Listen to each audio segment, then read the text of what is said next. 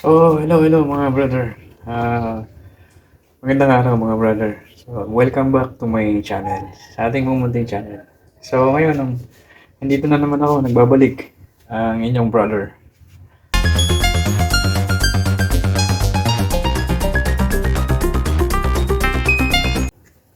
Ito ay gear oil. Yamalube gear oil. Ito kadalasan ginagamit sa mga scooter. Ngayon, ito, pwede rin to natin gamitin sa e-bike.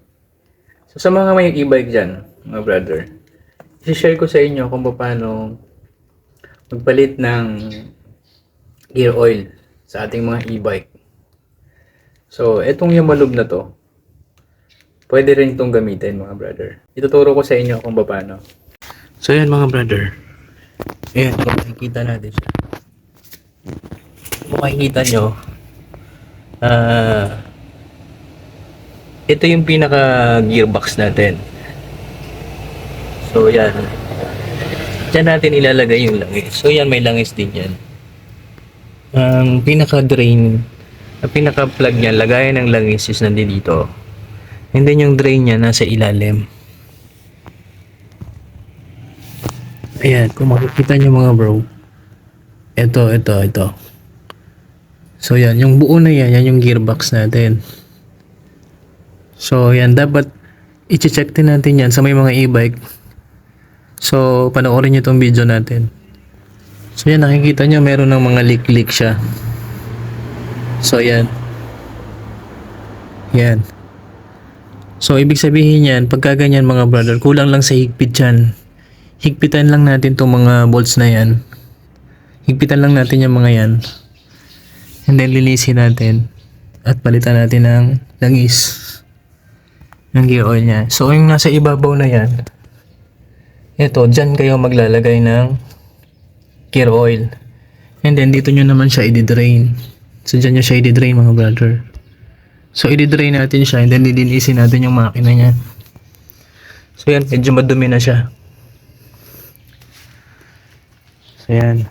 Itong e-bike natin na to is ano na siya, mag 1 year na siya.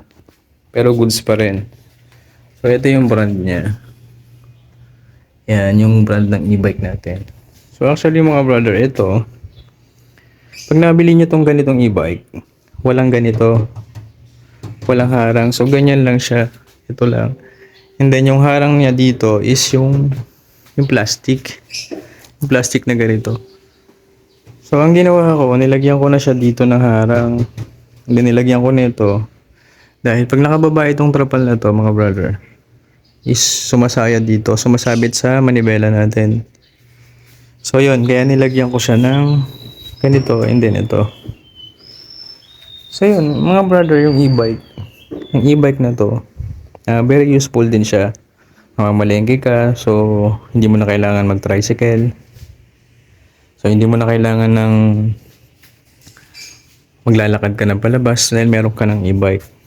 Ito siya, 3-seater siya. Isa dito, 2 sa likod. Yan mga brother. And then, ang pag-charge naman nito, 8 hours ang charging time niya. I-charge mo siya ng 8 hours. Magagamit mo siya ng mga 2 days to 3 days. Ganon. Depende sa layo ng tatakbuhin mo. Ang takbo naman nito mga brother, sa battery niya naman. Makikita nyo dito, yan 62 siya. 62% siya. 62.7, yan. Ayan naman mga brother, makikita mo dyan, pag nag-57 na siya, huwag mo nang hintayin na bumaba pa ng 57 para i-charge mo na ulit. Kailangan i-charge mo na siya bago mag-57, bago siya mag-56. Kung makikita nyo, yung bar na yan, pag nag-56, 57 yan, nasa 2 bars na lang yan. Pag bumaba ka ng 57, magiging 1 bar na lang yan. Yan siya mga brother. Then, ito yung handbrake niya. Ayan. Then, ito yung brake niya. Yan. Tapos, naka-disc brake na rin siya. Ayan, disc brake yung likod, harap niya, likod. Pare siya disc brake. So yan. Kung makikita niyo, disc brake din siya sa likod. So double piston yung ano niya, caliper niya. So ganun din doon sa kabila. So kaya safe yung ano niya, brake. Yan. Yung gulong naman natin, ito yung sukat niya. 12 siya. Yan yung sukat ng gulong. Then yan. Tumatakbo din to mga brother. Tumatakbo din siya ng 50. 50. Yung pinaka todo niya. Pag may sakay ka, nasa 40 ganun. 45 yung sagad niya. So tatlo din yung ano nito. Number 1. 1, 2, 3. So, pero lagi ka lang nasa 1 or 2 para yung battery mo matagal lang konsumo. So, hindi mo naman kailangan na gamitin yung number 3, nagmamadali ka siguro yun, pwede. So, yan. Ito mga brother, kahit full charge siya, hindi siya umabot ng 100%. Ang pinaka full charge niya is 62 ganyan. 62. Pero matagal mo na magagamit yun, matagal na siya malobot. So yan. So yung presyo nito mga brothers, nabili ko to ng 58,000. Yan yung e-bike natin mga bro. Then ito yung mga trapal niya. So pag umuulan. So yan. Share ko lang sa inyo mga brother. Then tuturo ko sa inyo kung paano natin palitan yung gear oil niya. So yun. Simulan na natin mga bro.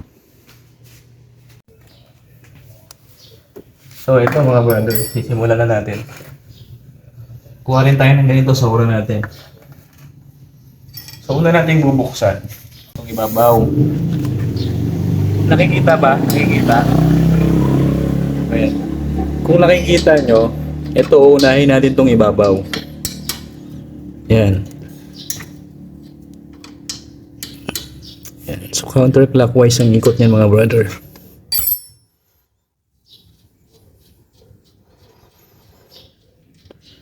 So yan, ito yung takip niya. Yan, susunod natin yung ilalim.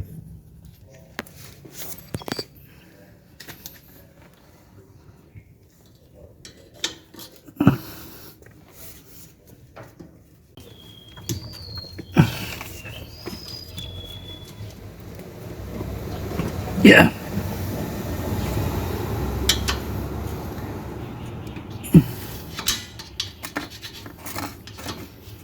So yun, mahigpit pa rin pala siya. Titingnan natin kung meron pang lalabas.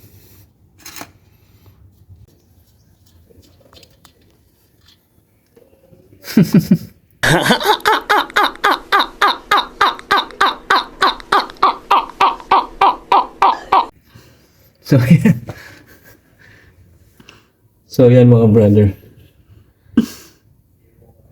Natuyuan na siya.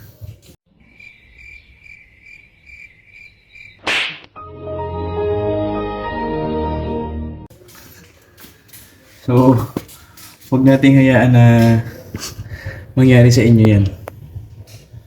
So yun, kaya pala sobrang ingay niya na mga bro. Tuyo na yung langis natin. So ito mga bro, ihipitan natin siya. Ihipitan natin siya.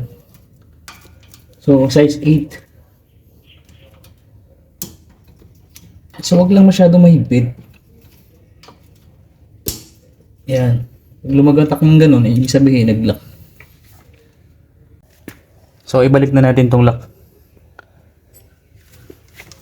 So siguraduhin nyo na ito lagi nandyan. Kasi yan yung pinakang gasket natin mga bro.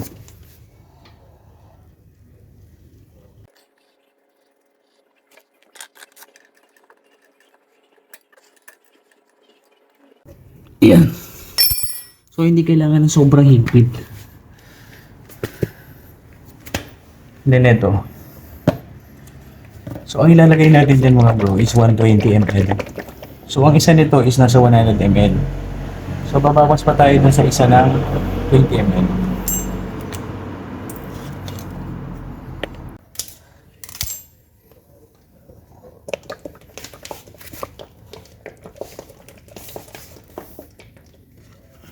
So, ito, sasalin na natin itong isa.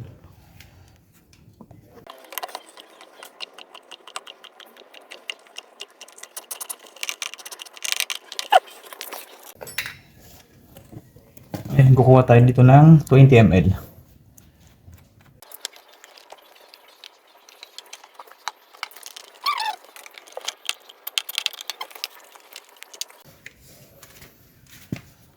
Ibabalik natin to.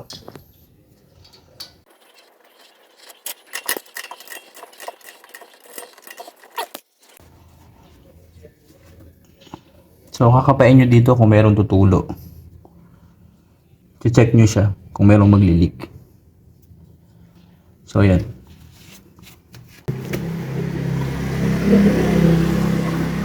Sipag kasi yung gumagamit nito, guys. Kaya ganito kalinis to. Hindi totoo yan. Bola lang yan. Actually, yung gumagamit nito, yung asawa ko. Yung asawa ko, guys, napakasipag niya.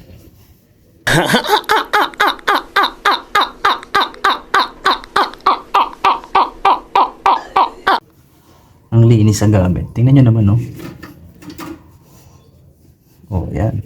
Ngayon, ang dumi na. So, yan, guys. Ang dumi na niya. Sahod-sahod pa. Tingnan mo, parang gapatak na lang. Oh.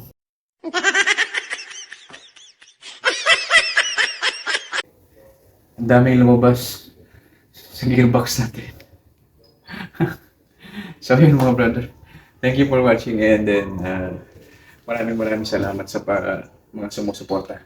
And then sana palagi kayo nandiyan para sa channel natin. So yun mga brother. Try safe and God bless. Thank you for watching.